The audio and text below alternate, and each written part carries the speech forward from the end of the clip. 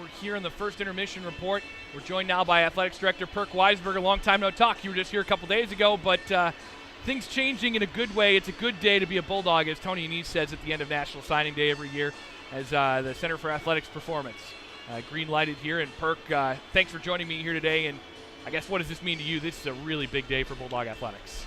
Well, Harrison, thank you for having me. It is a great day for Bulldog Athletics. You know, facilities are critically important to intercollegiate athletics, high school athletics.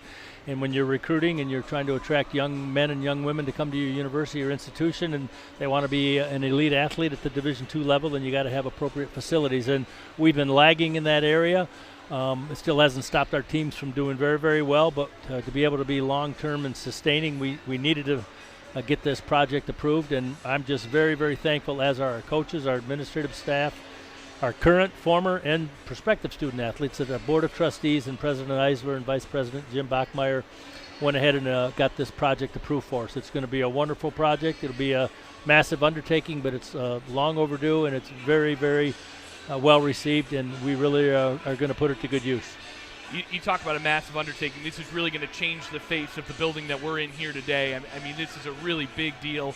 Not only is it a big project, but the university really putting up here and making it work. And this is not a small project. You can all, fans listening, can look at FerrisStateBulldogs.com, the release that went out today, to read more details. But, I mean, this is going to be a significant change here for Ferris State Athletics in a good way. Well, there's no question. I mean, it provides our 380-plus student athletes with a bigger and better and safer place to be able to train and develop. And it's, like I said, it's long overdue.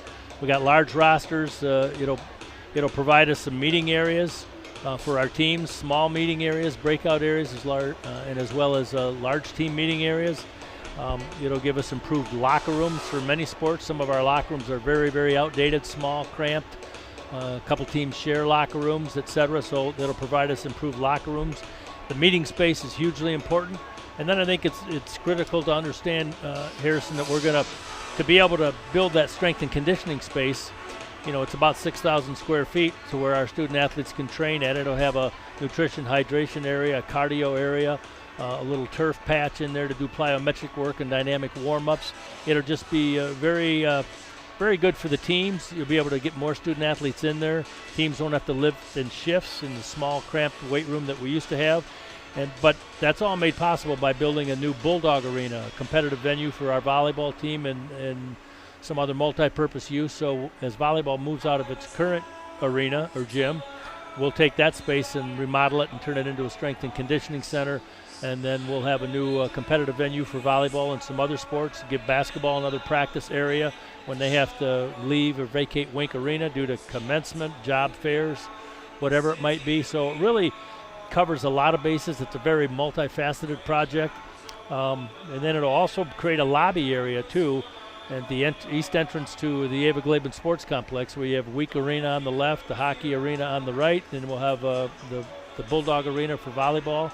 To be part of that entrance, better ease of flow for fans buying tickets, getting the concessions, getting the restrooms, and then it leads into our administrative offices for coaches and staff members. So multifaceted project, touches a lot of bases, cures a lot of ills, and it's very, very exciting for us.